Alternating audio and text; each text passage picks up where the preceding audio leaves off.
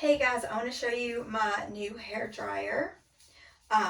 So I chose the green color. There are multiple colors.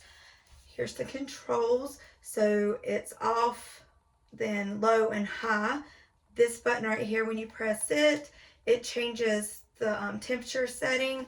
It has a removable bottom so you can clean the filter. It comes with the diffuser. You just push on there. It's magnetic, it feels like. And it also has a smaller nozzle. And I'm just gonna turn it on. So that is the low. There's the high. And put it back on low.